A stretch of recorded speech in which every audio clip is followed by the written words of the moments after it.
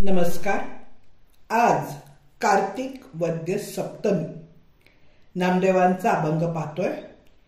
ज्ञानराज माझी योग्यांची माऊली, जेणे निगमवल्ली प्रकट केली. गीता अलंकार नाम ज्ञानेश्वरी, ब्रह्मानंद लहरी प्रकट केली. अध्यात्म विद्येचे डावियलसे रूप, चैतन्याचा दीप उजळिला. 56 भाषेचा केलासे गौरव, भवार्णवी नाव उभारली. श्रवणाची मिशे बैसावे येऊनी, साम्राज्य भुवनी सुखी नांदे. नामामणे ग्रंथ श्रेष्ठ ज्ञानदेवी, एकतरी ओवी अनुभवावी.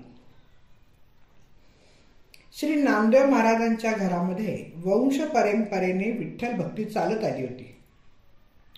त्यामुळे त्यांच्यावर विठ्ठल भक्तीचे संस्कार होऊन ते लहानपणापासूनच विठ्ठल वेडे झाले होते. त्यांच्या तरल कल्पनाशक्ती चिरंतर भक्तीला प्रेरक अशी आत्मशक्ती उगम पावली होती. त्यांचे जसजसे वय वाढू लागले तशी ती वाढूही लागली. पण पुढे त्यांच्या त्या विठ्ठल भक्तीला गुंजारतच संत ज्ञानेश्वरांनी नामदेवांच्या शुद्ध भक्तीला वेगळं वळण दिलं. त्यांना अंतर्मुख व्हायला सांगितलं आणि त्यामुळे त्यांच्या जीवनात नवजागृती आली.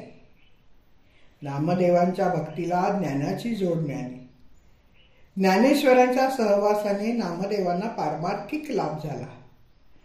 ते पंढरपूर तेथील विठ्ठल सोडून जायला तयारच नव्हते.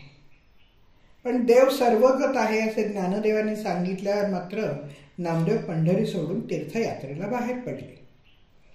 तरीही पंढरी निवास जीवन माझे, माझे मन स्मरे रात्रंदिवस, असं ते म्हणतच राहिले. ज्ञानेश्वरांनाही त्याचा तो भाव पाहून खूप आनंद झाला. पण हेही निर्विवाद सत्य आहे की ज्ञानेश्वरांच्या सहवासामुळे नामदेव खूपच काही शिकले. त्यांच्या कर्तृत्वाच्या कक्षा रुंदावल्या.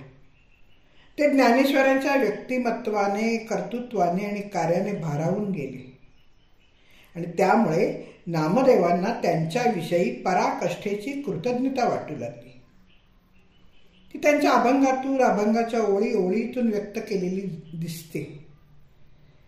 ज्ञानराज या योगीजनांची माऊली होती. त्यांनी निगमवल्ली सिंचून गगनावरी नेली.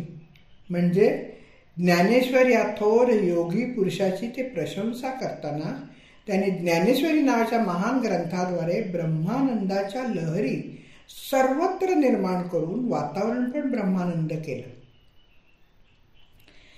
हा ज्ञानेश्वरी ग्रंथ म्हणजे श्रीमद भगवद्गीतेवरील भाष्य रूपाने चढवलेला एक सुंदर अलंकार आहे.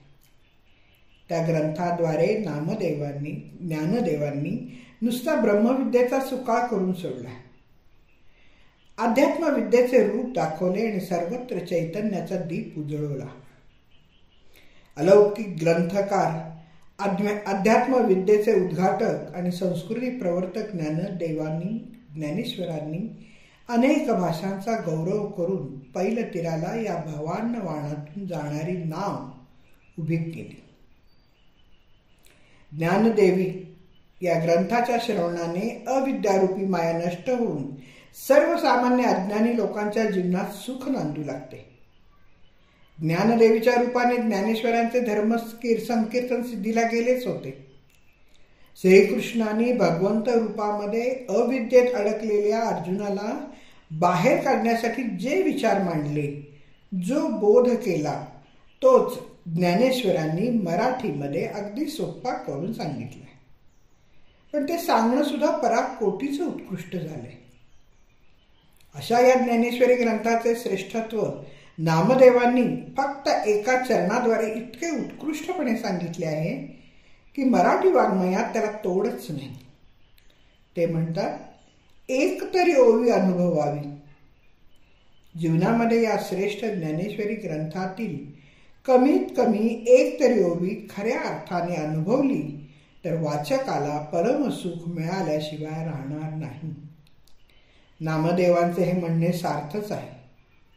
नामदेवांनी ज्ञानदेवांच्या कार्याचे सांस्कृतिक महत्त्व सांगून त्याचे मूल्यमापन मोठ्या आत्मीयतेने केलेले दिसते, आदराने केलेले दिसते.